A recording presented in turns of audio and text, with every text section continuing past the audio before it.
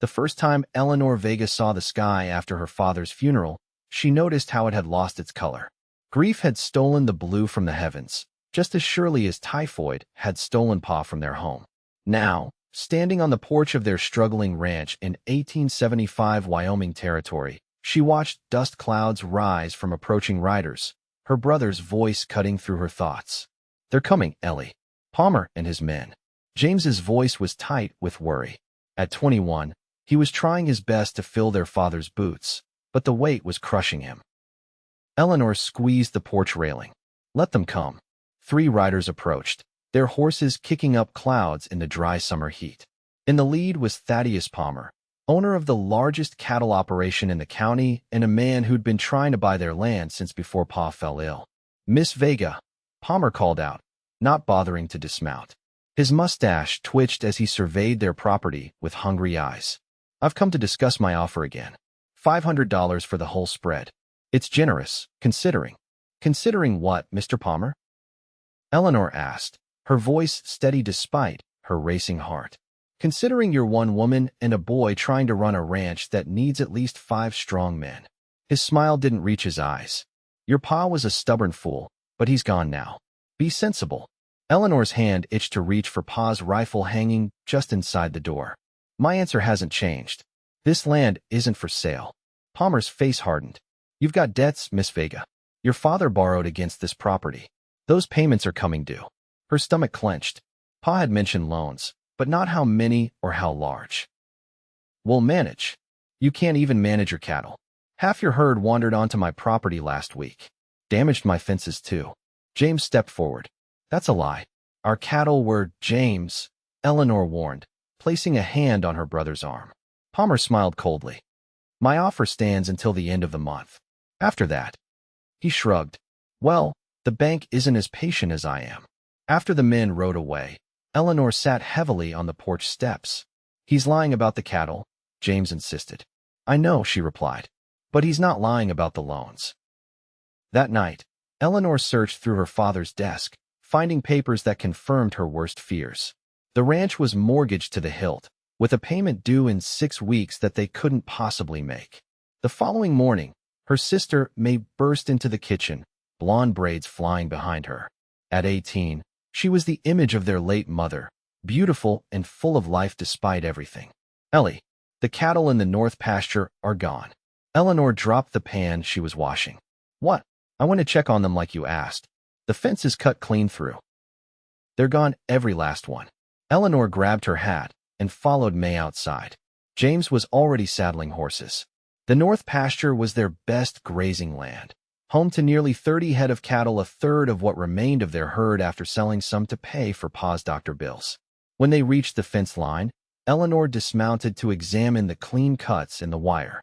This wasn't an accident or animals breaking through.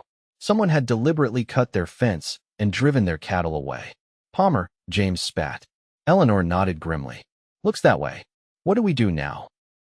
May asked, her voice small. Eleanor stood, dusting off her hands. "We go into town. Report the theft to Sheriff Davis." But Sheriff Davis was less than helpful. "Without witnesses, there's not much I can do, Miss Vega," he said, not quite meeting her eyes. Eleanor suspected Palmer had the lawman in his pocket. "Those cattle were marked with our brand," she insisted. "Brands can be altered," the sheriff replied with a shrug. "Besides, Mr. Palmer claims your cattle have been trespassing on his land. Says he's been rounding up strays for weeks." "That's theft," James exclaimed. "Mind your tone, boy," the sheriff warned. "Palmer's a respected businessman. You Vega kids are. Well, your pa wasn't the most reliable sort toward the end." The insult to their father stung, but Eleanor maintained her composure. "Thank you for your time, Sheriff," she said tightly, pulling her fuming brother toward the door. Outside the sheriff's office, Eleanor leaned against the hitching post, trying to think. Without those cattle, they couldn't make the next loan payment. Without the loan payment, they'd lose the ranch. Everything their father had built would be gone. "Ellie," May said gently, touching her arm. "What now?" Eleanor squared her shoulders. "Now we find work. All of us. Whatever it takes to make that payment." Over the next week, Eleanor took odd jobs in town, washing laundry, mending clothes, anything that would pay. James hired himself out to neighboring ranches, though many wouldn't take him for fear of angering Palmer. May found work at the general store, though Eleanor worried about the way the owner's son looked at her sister. Their youngest brother, Charlie, just 12, stayed home to tend their remaining livestock and watch over 9-year-old Rebecca. It wasn't ideal leaving them alone, but they had no choice. One evening, Eleanor returned home exhausted, her hands raw from washing sheets at the hotel. The smell of burning caught her attention before she even reached the house. She urged her horse faster, rounding the bend to see flames leaping from their barn. "Charlie! Rebecca!" she screamed, jumping from her horse while it was still moving. Her siblings emerged from the house, Charlie pulling Rebecca behind him. "We're okay," he called. "I've been trying to put it out, but it's too big." Eleanor ran to the well, grabbing buckets. For hours, they fought the blaze, but by morning, the barn was nothing but smoldering ruins. Their wagon, most of their tools, and the winter hay were gone. 2 horses had perished in the flames. As Eleanor stared at the destruction, she noticed something glinting in the ashes. She reached down and picked up a glass bottle with a rag stuffed in its neck. The smell of kerosene was unmistakable. "It wasn't an accident," she murmured.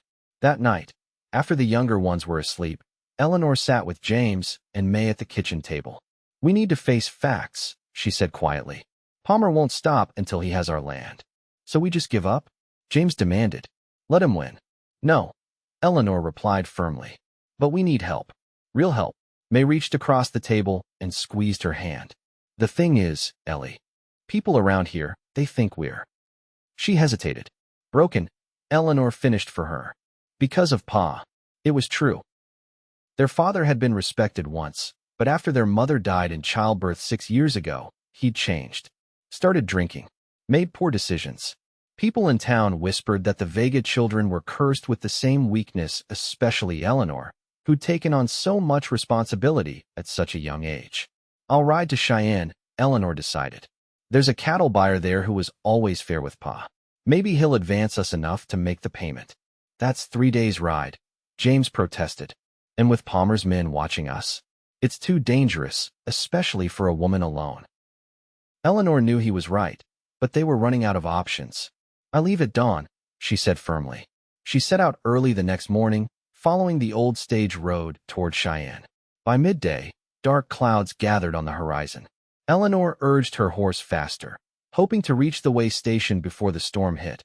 But the heavens opened with fury, turning the road to mud within minutes. Lightning cracked nearby, spooking her horse.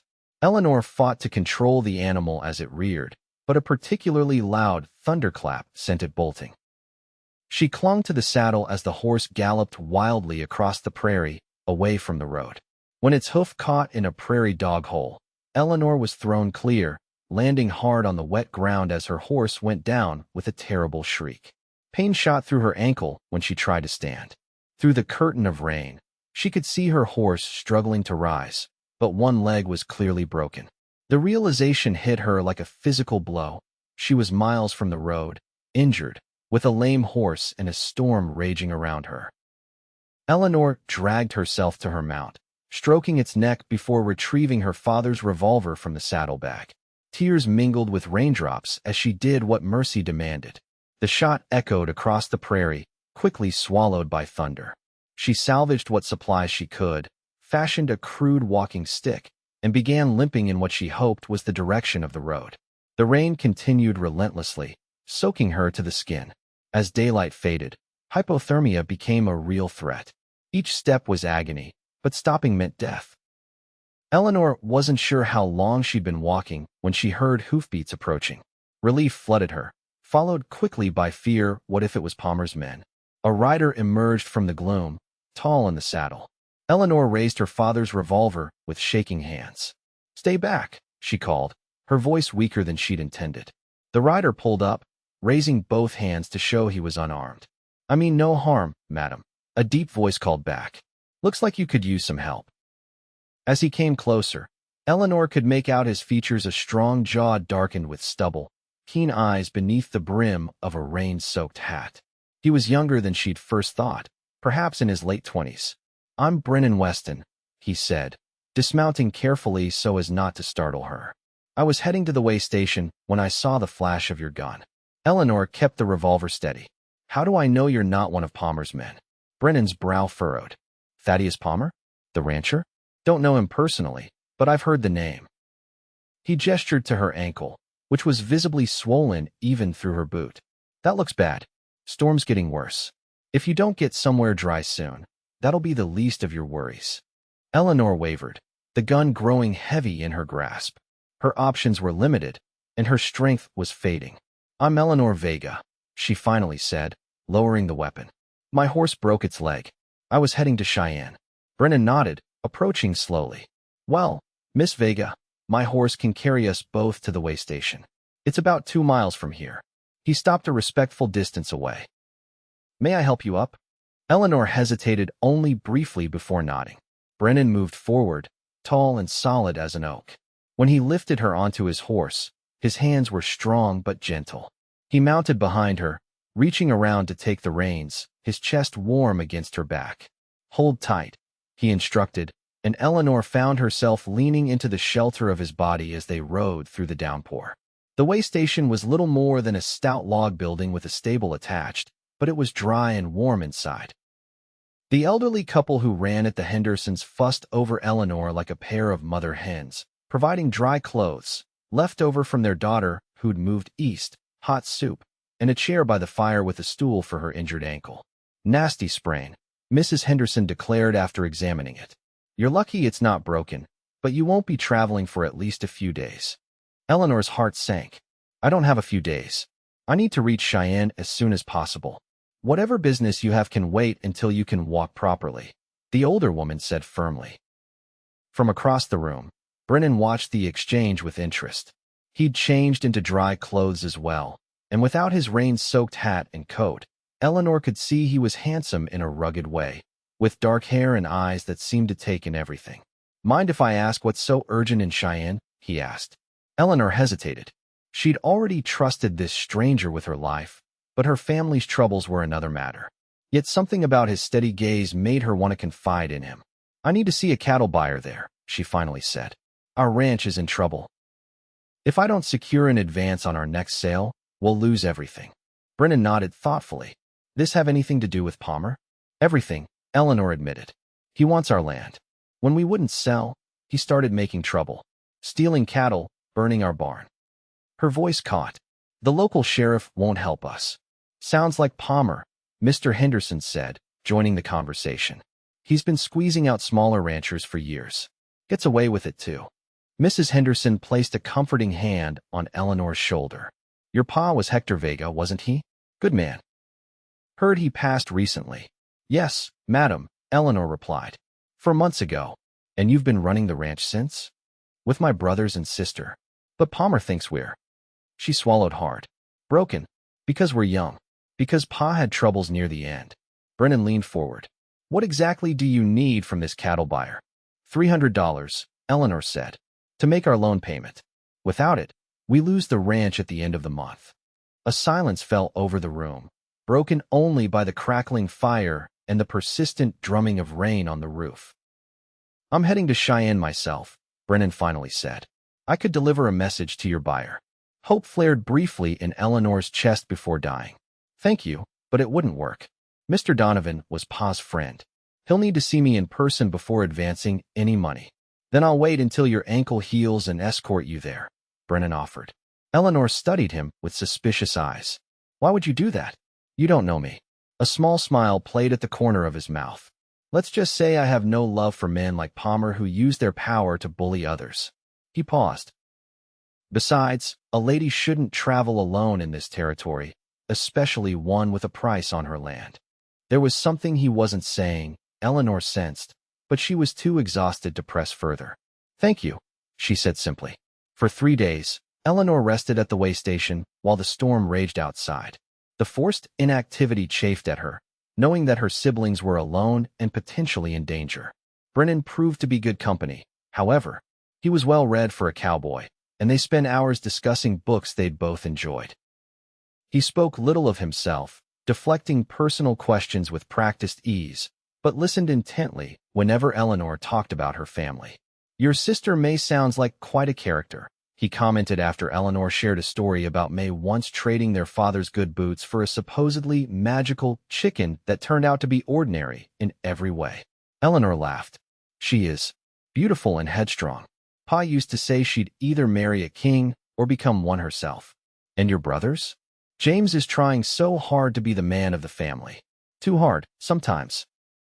Charlie's smart as a whip should be in school, not working a ranch.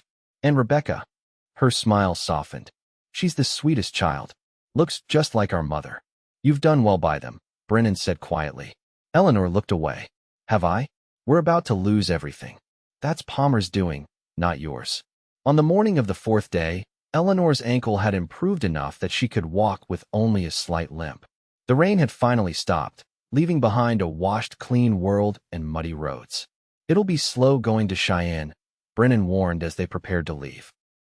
Might take an extra day with the roads like this. Eleanor nodded grimly. We don't have a choice. Mrs. Henderson packed them food for the journey and insisted on hugging Eleanor before they left. You be careful, dear, she whispered. And watch out for that one. She nodded toward Brennan, who was saddling the horses. He's a good man, I think, but he's carrying something heavy. Eleanor had sensed the same thing. For all his easy conversation, there were moments when Brennan's eyes grew distant, haunted by something he wouldn't share. They set out mid-morning, Brennan having purchased a gentle mare for Eleanor from the Hendersons. The going was indeed slow, with the horses picking their way carefully through mud-slicked trails. They made camp that evening in a small grove of trees, having covered less than half the distance they would have on dry roads. As they sat by the campfire, Eleanor finally worked up the courage to ask the question that had been bothering her. Mr. Weston, why are you really helping me? Brennan looked up from the coffee he was brewing. Brennan, please. And what makes you think I have an ulterior motive? Experience, Eleanor replied simply. No one does something for nothing. He was quiet for so long that Eleanor thought he might not answer. Finally, he sighed. I used to be a lawman. Deputy U.S. Marshal, based out of Denver. Used to be.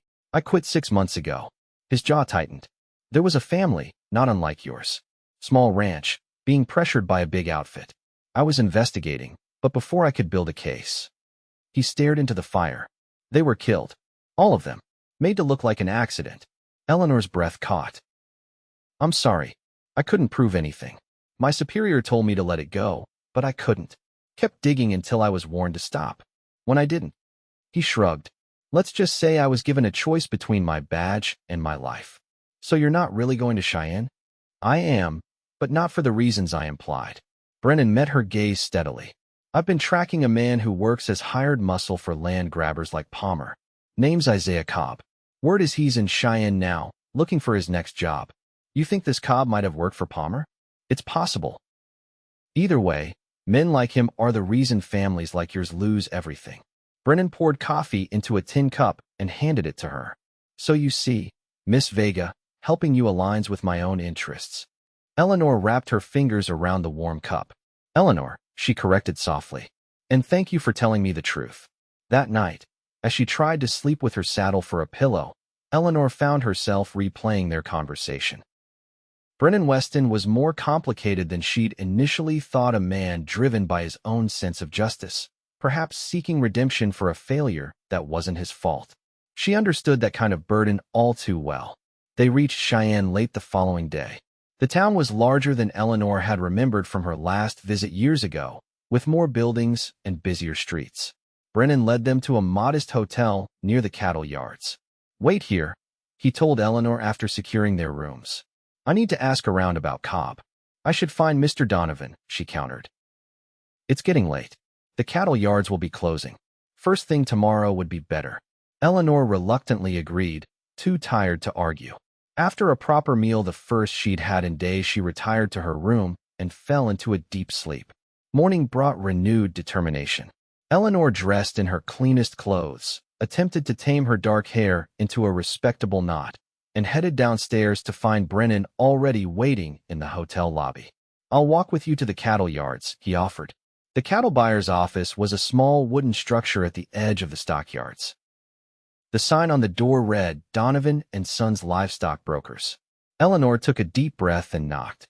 A clerk answered, informing them that Mr. Donovan was inspecting a herd but would return shortly. They waited on a bench outside, watching the activity of the yard's cowboys driving cattle into pens, buyers examining the stock, the constant movement of commerce. "There," Brennan said suddenly, nodding toward a man crossing the yard. "That's Cobb." Eleanor followed his gaze to a tall, lean man with a face like a hatchet. Even from a distance, there was something cold about him that made her shiver. "You're certain?" "I've been hunting him for months." "I'm certain." Brennan's voice had hardened. "Stay here. I'm going to follow him, see who he's meeting." "Brennan," Eleanor began, but he was already moving, weaving through the crowd with a predator's grace. Alone on the bench, Eleanor tried to focus on what she would say to Mr. Donovan, but her thoughts kept returning to Brennan. There was an intensity to him when he'd spotted Cobb, a glimpse of the lawman he'd once been. Nearly an hour passed before an older gentleman with a silver mustache approached the office. Eleanor recognized him immediately. "Mr. Donovan," she called, standing. The cattle buyer peered at her through spectacles. "Do I know you, miss?" "I'm Eleanor Vega, Hector Vega's daughter." Recognition dawned on his face. "Eleanor, my goodness, you've grown up. I was so sorry to hear about your father. A good man, despite his troubles." Eleanor swallowed the familiar pain that came with mentions of her father. "Thank you, sir. I've come on business, if you have a moment." Inside his cluttered office, Eleanor explained their situation: Palmer's pressure tactics, the stolen cattle, the looming loan payment. Mr. Donovan listened attentively, his expression growing graver with each detail. "I wish I could help, my dear," he said when she'd finished. "Your father was always straight with me, and I respected him for it. But business has been difficult lately. The Eastern markets are depressed, and I've extended all the credit I can manage." Eleanor's heart sank. "We only need $300, sir. We'll deliver twice that value in cattle come fall roundup." "If you still have cattle by then," he pointed out gently. "From what you've told me, this Palmer fellow isn't likely to stop. So you won't help us?" Eleanor fought to keep her voice steady. Mr. Donovan sighed heavily. "I didn't say that. I can offer you $100 now, as an advance. It's all I can spare." It wasn't enough, but it was something. Eleanor thanked him, accepting the bank draft he wrote out. Outside, there was still no sign of Brennan. Eleanor decided to try the bank, hoping to negotiate an extension on their loan. The banker, however, was even less sympathetic than Mr. Donovan. "I'm afraid the terms are quite clear, Miss Vega," he said, barely glancing up from his ledger. "The full payment is due on the specified date. But surely, given the circumstances, business is business." He finally looked at her, his expression cold. "Perhaps you should consider Mr. Palmer's offer. I understand it's quite generous." The implication was clear: Palmer had already been speaking with the bank. Eleanor left feeling defeated, the $100 draft burning a hole in her pocket. It wasn't enough to save the ranch, but she couldn't bear to return home empty-handed. She was making her way back to the hotel when someone grabbed her arm, pulling her into a narrow alley between buildings. Eleanor opened her mouth to scream, but a hand clamped over it. "Quiet," Brennan's voice hissed in her ear. "We're being watched." He released her, and Eleanor spun to face him, heart pounding. "What are you doing?" "Cobb was meeting with two men," Brennan explained in a low voice. "One of them mentioned Palmer and your name." A chill ran down Eleanor's spine. "They're here for me?" "Seems that way. Palmer must have guessed where you were headed." Brennan peered around the corner of the building. "We need to leave Cheyenne. Now." "I can't," Eleanor protested. "I only got $100 from Mr. Donovan. I need to find another $200 somehow." Brennan turned back to her, his expression grim. "Eleanor, these men aren't just trying to stop you from getting money. They're here to make sure you don't make it back to your ranch at all." The full implication of his words sank in slowly. "You think they mean to kill me?" "I think Palmer has decided that intimidation isn't working, and he's escalating." Brennan took her arm again, gentler this time. "We need to go. I've already collected our things from the hotel and saddled the horses." They slipped through back alleys to the livery stable where Brennan had indeed prepared their horses for departure. As they mounted up, Eleanor noticed that Brennan now wore his gun belt prominently, no longer concealed beneath his coat. They rode out of Cheyenne by a side road, avoiding the main thoroughfare. Eleanor glanced back at the town, the weight of her failure heavy on her shoulders. $100 wouldn't save the ranch. She'd risked everything for nothing. They pushed the horses hard that afternoon, making good distance before nightfall forced them to make camp in a sheltered ravine. As Brennan built a small, smokeless fire, Eleanor sat with her back against a boulder, staring at the bank draft that represented her family's last hope. "You did everything you could," Brennan said, noticing her expression. "It wasn't enough." Eleanor folded the paper carefully and tucked it into her pocket. "Palmer's going to win. Not if I can help it." Brennan sat beside her, close enough that she could feel the warmth of him in the cool evening air. "I've been thinking. There might be another way." Eleanor looked at him, afraid to hope. "What way?" "Proof," Brennan said simply. "If we can prove Palmer's behind the cattle rustling and the barn burning, we could force the sheriff to act. Or take it higher, to the territorial marshal." "How?" "We have no witnesses, no evidence." "Cobb," Brennan replied. "Men like him keep records insurance, in case their employers ever turn on them. Names, dates, payments." Eleanor frowned. "Even if that's true, how would we get such records?" "I'm going back to find him."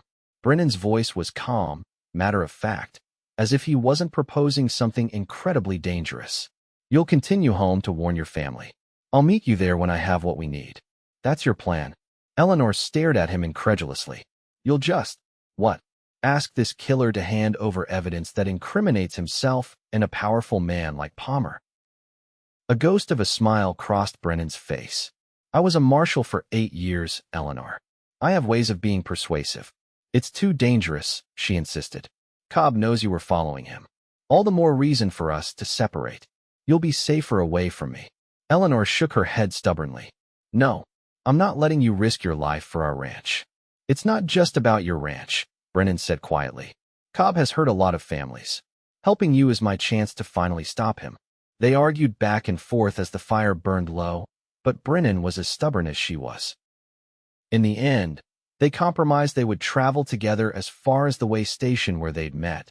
Then Brennan would double back to Cheyenne while Eleanor continued home. Over the next 2 days of travel, Eleanor found herself studying Brennan when he wasn't looking. There was a quiet strength to him that reminded her of her father in his better days, a sense of purpose that went beyond his own needs. When he thought she wasn't watching, his expression often grew distant, haunted by memories he kept locked away. At night, as they sat by their small campfire, Eleanor gradually drew out more of his story. He'd grown up in Colorado, the son of a silver miner.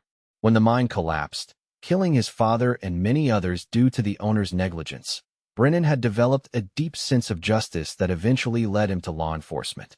"What about you?" he asked on their second night. "What would you do if you weren't fighting to save your family's ranch?" The question caught Eleanor off guard. For so long, she'd thought only of survival, of holding things together. "I used to dream of being a teacher," she admitted. "I love books, learning. But that was before Ma died and Pa changed." "It's not too late," Brennan said softly. "Once this is over, you could still do that." Eleanor smiled sadly. "Some dreams don't wait for you, Brennan." The following afternoon, they reached the way station.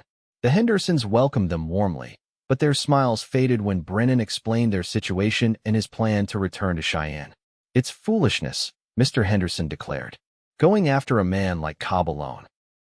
"I won't be dissuaded," Brennan replied calmly.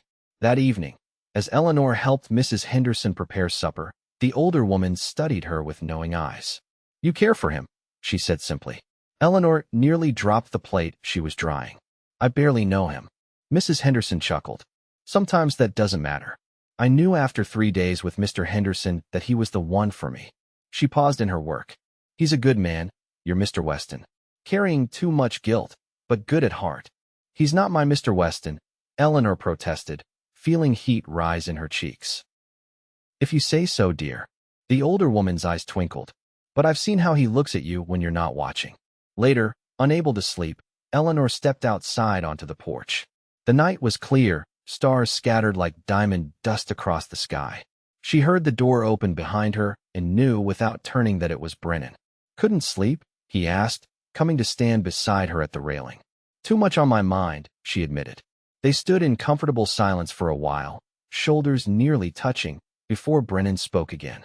"I leave at first light." Eleanor nodded, fighting the tightness in her throat. I know. I'll find you, he promised. At your ranch. Once I have what we need. And if you don't? The question slipped out before she could stop it. Brennan turned to face her, his expression solemn in the moonlight. Eleanor Vega, I have never in my life made a promise I didn't intend to keep. Something in his voice, in the intensity of his gaze, made her breath catch. For a moment, she thought he might kiss her, wanted him to. She realized with sudden clarity. Instead, he reached out and gently tucked a strand of hair behind her ear, his fingers lingering against her cheek. Get some rest, he said softly. You have a long ride ahead. Eleanor departed the next morning with a heavy heart, watching Brennan grow smaller in the distance as he rode toward Cheyenne, and she turned homeward. The Hendersons had given her provisions and a faster horse, reducing her journey to 2 days instead of 3. As the familiar landscape of her home territory came into view, Eleanor's anxiety grew. Had Palmer's men harassed her siblings in her absence? Was the ranch still standing? The $100 in her pocket felt pitifully inadequate against the forces aligned against them. She crested the final hill overlooking their property near sunset on the second day.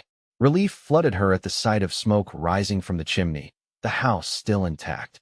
As she rode into the yard, the front door burst open and May ran out, followed by Charlie and Rebecca. Ellie, May cried, reaching her first and practically pulling her from the saddle. You're alive. We were so worried. The children surrounded her, all talking at once.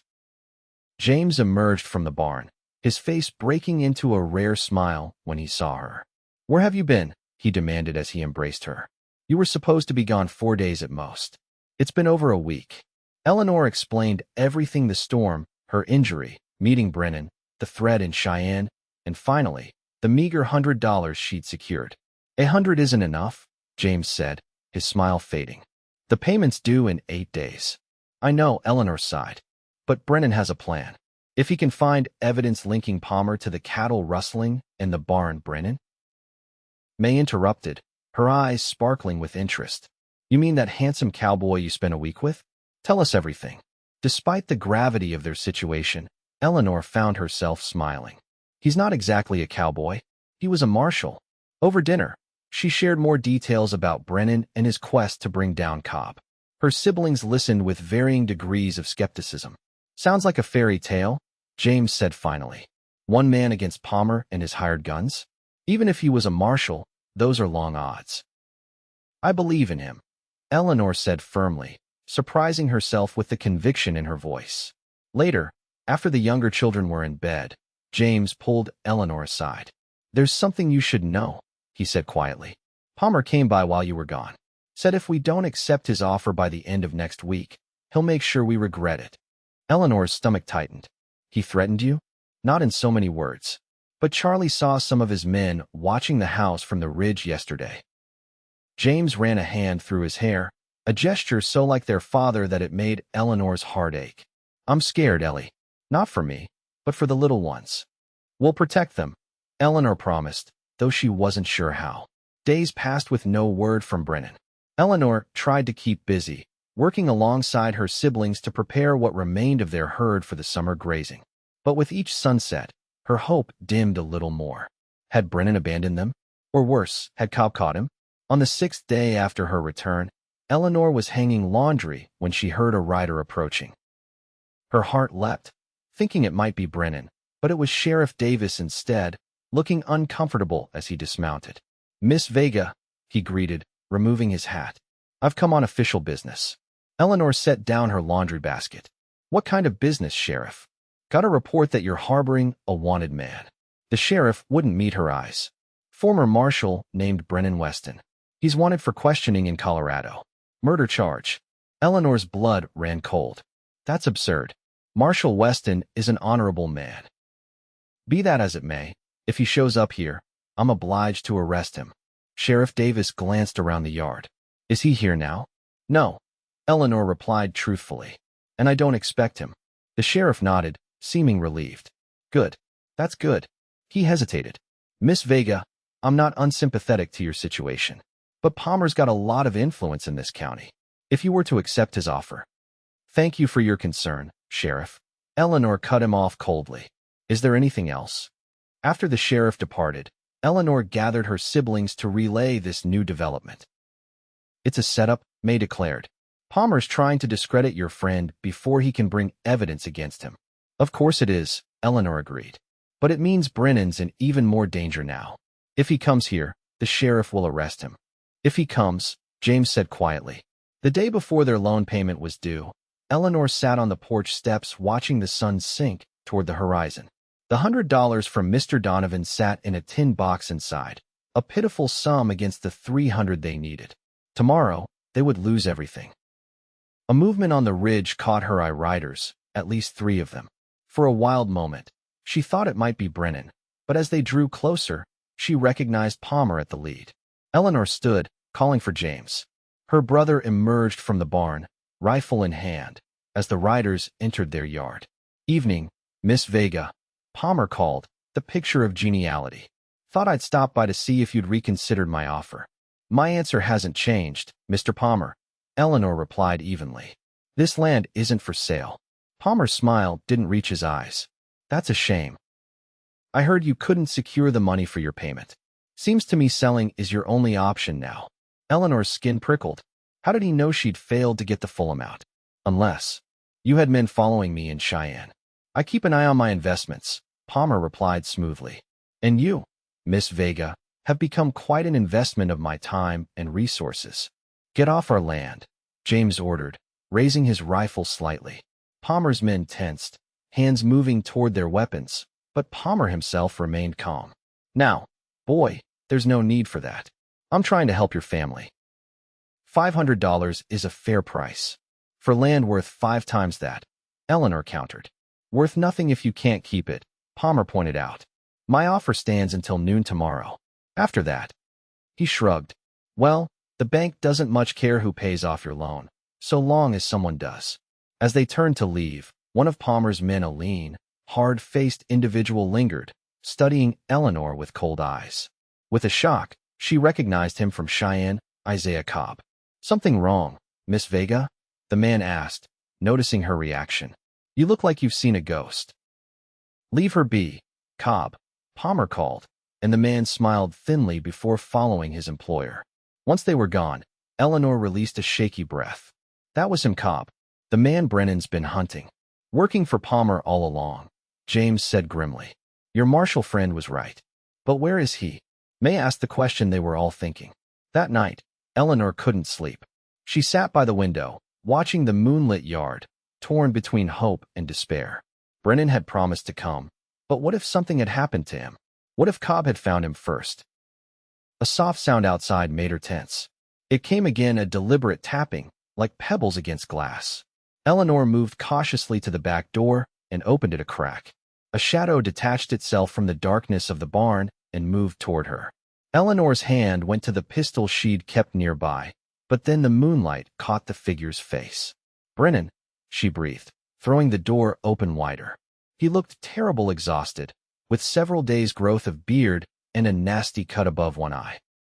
But he was alive, and the smile that broke across his face at the sight of her made Eleanor's heart soar. I told you I'd find you, he said, stepping inside. Eleanor fought the urge to throw her arms around him. What happened? The sheriff came looking for you, said you were wanted for murder. Palmer's doing, Brennan confirmed. He's got friends in high places. He reached into his coat and pulled out a small leather journal. But I got what we came for. Cobb keeps records, just like I thought. Names, dates, amounts paid. Palmer's name is all over it. Hope flared in Eleanor's chest. You actually did it. How? Better you don't know the details, Brennan said, wincing slightly as he shifted his weight. Let's just say Cobb and I had a disagreement, and I was more persuasive. Eleanor lit a lamp and gasped when she saw him clearly. His coat was torn and stained with what looked suspiciously like blood. You're hurt. Nothing serious, he assured her, though the tightness around his eyes suggested otherwise. We need to move quickly. Cobb will have reported to Palmer by now. Eleanor called her siblings, who appeared in various states of sleepy confusion. James eyed Brennan with suspicion until he produced Cobb's journal and explained its significance.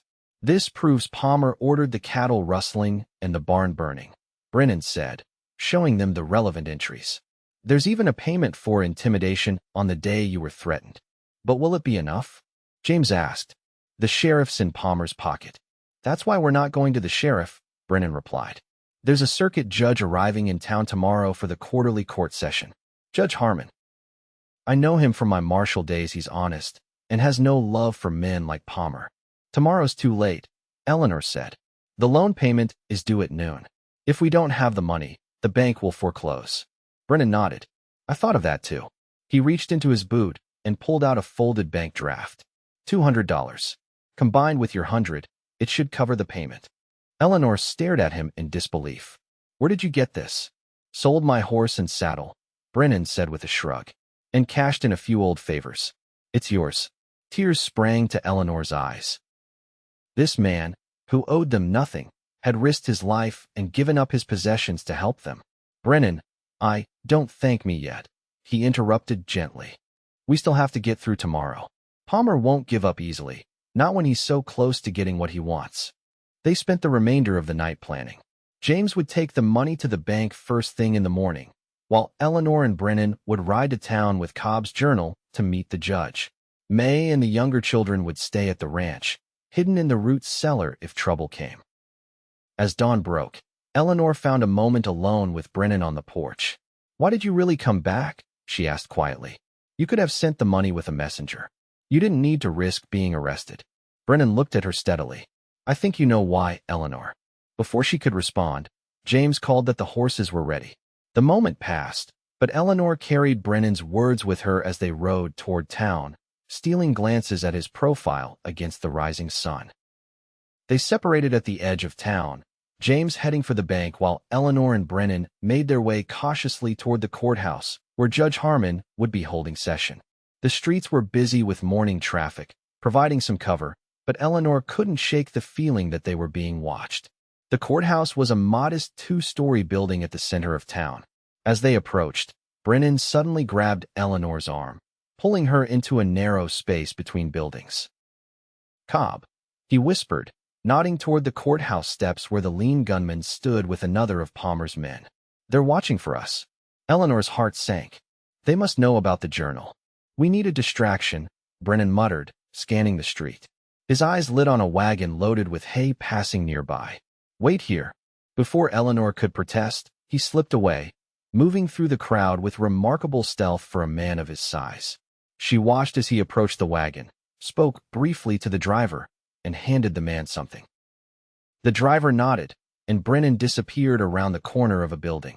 Moments later, the hay wagon stopped directly in front of the courthouse, blocking Cobb's view of the street. As the driver began loudly arguing with a shopkeeper about right-of-way, Brennan reappeared at Eleanor's side. Now, he said, taking her hand. Stay close. They hurried across the street, using the wagon as cover, and slipped into the courthouse through a side entrance. Inside, the main courtroom was already filling with people for the day's session. Judge Harmon, a stern-faced man with iron-gray hair, sat at the bench reviewing papers. Wait here, Brennan told Eleanor, positioning her near the back of the room. I need to speak with him privately first. Eleanor nodded, heart pounding as Brennan made his way forward. She watched him approach the bailiff, show something that might have been his old marshal's badge, and whisper something urgent. The bailiff frowned but went to the judge, leaning down to relay Brennan's request. Judge Harmon looked up, his eyes finding Brennan in the crowd. After a moment's consideration, he nodded and gestured for Brennan to approach the bench. Just as Brennan reached the front of the courtroom, the doors burst open. Eleanor turned to see Sheriff Davis enter, followed by Palmer and Cobb. There he is, Palmer called, pointing at Brennan. The wanted man I told you about, Sheriff. The room erupted in murmurs as Sheriff Davis drew his pistol. Brennan Weston, you're under arrest for the murder of Isaiah Cobb in the Colorado Territory. Eleanor froze in confusion. Cobb was standing right there, very much alive. It was a setup, but why such an obvious lie? Brennan turned slowly, his hands raised. Interesting charge, Sheriff, considering Mr. Cobb appears to be in good health. That's not Cobb, Palmer said dismissively. This is my foreman, John Smith. The man beside Palmer, the man Eleanor knew was Cobb, nodded with a cold smile. Never seen this fellow before in my life. Judge Harmon banged his gavel. What is the meaning of this disruption, Sheriff? Apologies, Your Honor, Sheriff Davis said, approaching the bench with Palmer in tow. "This man is wanted for murder in Colorado. I have the warrant here." As they conversed with the judge, Eleanor saw Brennan slowly lower one hand to his pocket, where Cobb's journal was hidden. Before he could retrieve it, John Smith moved with startling speed, drawing his gun and pointing it at Brennan's back. "I wouldn't do that if I were you," he said loudly enough for the whole room to hear. "Hands where I can see them, Weston." The courtroom went deadly silent. Judge Harmon stood. "Sir, you will put that weapon away immediately. This is a court of law." Eleanor knew she had to act. Brennan had risked everything to help her family. Now it was her turn to help him. She reached into her own pocket, where she'd insisted on carrying a copy of the most damning pages from Cobb's journal, just in case. "Your Honor," she called, stepping forward. "I have evidence that Mr. Palmer has been engaging in criminal activities, including cattle rustling and arson. And that man," she pointed at John Smith, "is indeed Isaiah Cobb, a hired gun with a real warrant for his arrest in 3 territories." All eyes turned to her. Palmer's face darkened with rage. "The girl is delusional, Your Honor. Grief over her father's death has affected her mind. Everyone knows the Vegas are broken." The familiar accusation stung, but Eleanor stood taller. "My family is not broken, Mr. Palmer. We are strong enough to stand against men like you who use money and influence to crush those who get in their way." She approached the bench, the copied pages clutched in her hand. "These are entries from Cobb's own journal, detailing payments he received from Mr. Palmer for stealing our cattle and burning our barn. The original journal is in Mr. Weston's pocket." Judge Harmon studied her for a long moment before holding out his hand. "I'll see those papers, young lady." As Eleanor handed them over, chaos erupted. Cobb, seeing his scheme unraveling, turned his gun toward her. Brennan moved instantly, throwing himself between Eleanor and the gunman. The sound of a gunshot filled the courtroom, followed by screams as people dove for cover. Eleanor felt Brennan's weight against her as they fell, his body shielding hers. Terror gripped her. Had he been shot? But then he was moving, rolling away from her and coming up with his own weapon drawn. Sheriff Davis, to his credit, had also drawn on Cobb. "Drop it, mister," he ordered. "Whatever your name is." Cobb hesitated, his cold eyes calculating, before slowly lowering his weapon. 2 deputies rushed forward to restrain him. In the confusion, Palmer tried to slip away, but Judge Harmon's voice rang out. "Mr. Palmer, you will remain in this courtroom." The judge had read the pages Eleanor provided, his expression growing sterner with each line. "Sheriff Davis, I believe you have been misled about Mr. Weston's status, and these accusations against Mr. Palmer warrant immediate investigation." Over the next hour, the truth unfolded in Judge Harmon's chambers. Brennan produced the original journal, along with his old marshal's badge and letters from his former superior confirming he had left the service honorably. The murder warrant the sheriff had received proved to be a forgery. Most damning of all, when confronted with the evidence and facing serious charges himself, Cobb turned on Palmer, confirming that he had been hired to intimidate the Vegas and help acquire their land by any means necessary. By noon, the very hour the Vegas loan payment was due, Judge Harmon had ordered Palmer's arrest on multiple charges of conspiracy, fraud, and attempted murder. Sheriff Davis, eager to distance himself from the scandal, personally escorted Palmer to the jail. At the bank, James had paid their loan in full, securing their ranch for another 6 months. When Eleanor and Brennan met him outside the bank, his eyes widened at their disheveled appearance. "What happened to you two?"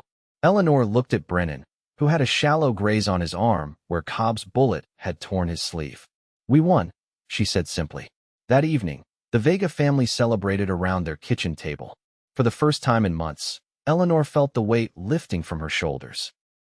Their immediate problems were solved. The loan was paid, Palmer was in jail, and Judge Harmon had promised a full investigation into all his dealings, which would likely result in compensation for the families he had wronged. To Brennan, May proposed, raising her glass of cider. "Our family's guardian angel." Brennan smiled awkwardly at the toast, clearly uncomfortable with the attention. "I just did what was right." Later, as the younger children were sent to bed, Eleanor found Brennan on the porch, staring up at the stars. She joined him at the railing, their shoulders nearly touching. "What will you do now?" she asked quietly. Judge Harmon offered to help me get my badge back, Brennan replied. Said the territory could use more marshals with a conscience. Eleanor's heart sank a little. So you'll be leaving? Brennan turned to face her, his expression serious. That depends. On what? On you, Eleanor. He took a deep breath. I know we haven't known each other long, but these past weeks, I've never met anyone like you. Strong, brave, devoted to your family. You've made me believe there's more to life than just hunting men like Cobb. Eleanor's pulse quickened. What are you saying, Brennan? I'm saying I'd like to stay, he said simply. If you'll have me. Not as a hired hand or a boarder, but as a suitor, I suppose is the proper term. A slow smile spread across Eleanor's face. My family might have something to say about that.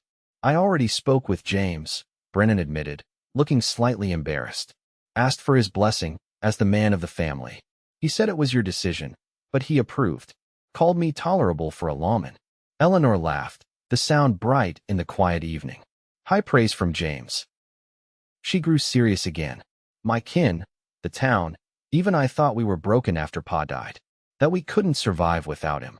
You were never broken, Eleanor, Brennan said softly, taking her hand. You just needed someone to see all of you as I do. Whole. Complete. The strongest woman I've ever known. Eleanor felt tears prick her eyes. For so long, she had carried her family's burdens alone, believing she had to be invulnerable.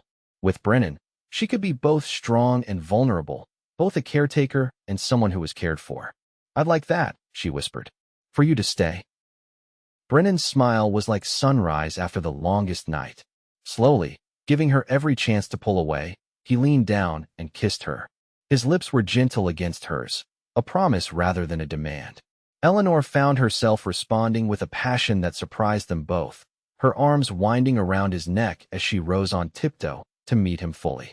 When they finally broke apart, both a little breathless, Brennan rested his forehead against hers.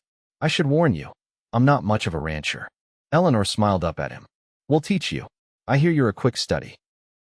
And I should warn you, I still intend to take that judge's offer, Brennan added. But I'd base myself here, if that's amenable to you. More than amenable, Eleanor assured him. This ranch could use a marshal's protection, considering our history of trouble. Brennan's laugh was warm against her hair as he pulled her close again. Miss Vega, I believe this is the beginning of a beautiful partnership. Over the next year, the Vega ranch flourished. With Palmer in prison awaiting trial and Cobb testifying against him to save his own neck, the era of land grabbing in the county came to an end. Smaller ranchers who had been afraid to speak out came forward with their own stories, and several of Palmer's corrupt allies in the town government were removed from office. Brennan did indeed regain his marshal's badge, but as promised, he based himself at the Vega Ranch. He built a small cabin on the property at first, insisting on propriety despite James's eye-rolling and May's teasing remarks about false modesty. Eleanor found herself smiling more, laughing more. With Brennan sharing the burden of running the ranch and protecting her family, she rediscovered parts of herself that had been set aside during the years of struggle, her love of books, her dream of education. On a crisp autumn day, just over a year after they first met, Brennan and Eleanor were married in the town church. The entire community turned out for the ceremony, many eager to show their support now that Palmer's influence was gone. Judge Harmon himself came to officiate, having become a friend and mentor to both Brennan and Eleanor. Never seen a more beautiful bride, Mrs. Henderson whispered to her husband as Eleanor walked down the aisle in a dress of ivory satin May's gift, purchased with her earnings from the general store where she now worked as a full assistant. James gave his sister away with solemn dignity, though Eleanor caught the suspicious brightness in his eyes as he placed her hand in Brennan's. Charlie and Rebecca, growing tall and strong in the year of prosperity, served as attendants, both beaming with pride. I take you, Eleanor, to be my lawfully wedded wife, Brennan vowed, his voice steady and sure. I promise to stand beside you through all of life's trials, to share your burdens and your joys, to see you always as I do today, the strongest, most wholehearted woman I have ever known. Eleanor, who had prepared her own vows carefully, found herself too moved to speak for a moment. I take you, Brennan, to be my husband, she finally managed. I promise to be your partner in all things, to trust you with my weaknesses as well as my strengths, and to remember always that we are stronger together than apart." When Judge Harmon pronounced them husband and wife, the church erupted in cheers. May was the first to embrace her sister, whispering, "Pa would be so proud," before turning to Brennan with a teasing smile. "Hurt her, and I'll shoot you myself, Marshal." "I'd expect nothing less," Brennan replied with a grin. The celebration continued at the ranch, where tables had been set up in the yard and neighbors had brought food and drink to share. As the sun began to set, casting golden light across the land that had nearly been lost, Brennan found Eleanor standing alone on the porch, taking a moment of quiet amidst the festivities. "Having second thoughts, Mrs. Weston?" he asked, coming to stand beside her. Eleanor smiled at the sound of her new name. "Not one," she assured him, leaning into his embrace. "Just thinking about how much has changed in a year. For the better, I hope. Beyond anything I could have imagined." She turned in his arms to face him. "When Pa died, I thought our family was broken beyond repair. I thought I had to be everything to everyone, mother, father, sister, ranch manager, and that I'd never be enough." Brennan brushed a strand of hair from her face. "You were always enough, Eleanor. You just needed someone to remind you of that." "You didn't just remind me," she said softly. "You showed me that being strong doesn't mean being alone, that accepting help isn't weakness. And you showed me that justice isn't just about hunting down wrongdoers," Brennan replied. "It's about building something good to replace what was broken."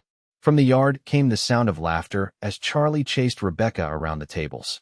May was deep in conversation with the new schoolteacher, a handsome young man who had been paying her particular attention lately. James stood with Mr. Henderson, discussing cattle prices with the confidence of a man coming into his own. "We've built something good here," Eleanor said, contentment washing over her as she surveyed her family expanded now to include the steady man at her side. "And we're just getting started," Brennan promised, sealing his words with a kiss as the first stars appeared in the twilight sky above their home. In the years that followed, the legend of Marshal Weston and his fearless wife became something of a local tale, how she had stood against the most powerful man in the county, how he had risked everything for justice, how together they had built a legacy of strength and compassion in a land that too often rewarded neither. But to Eleanor and Brennan, the true story was simpler and more precious. Two people who had found in each other not only love, but recognition, the profound gift of being seen, wholly and completely, by another soul. Eleanor Vega had never been broken, merely bent by the weight of too many burdens.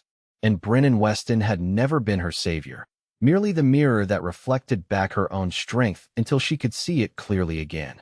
Together, they were neither broken nor whole, but something better, two imperfect people choosing each other, day after day, to face whatever came their way.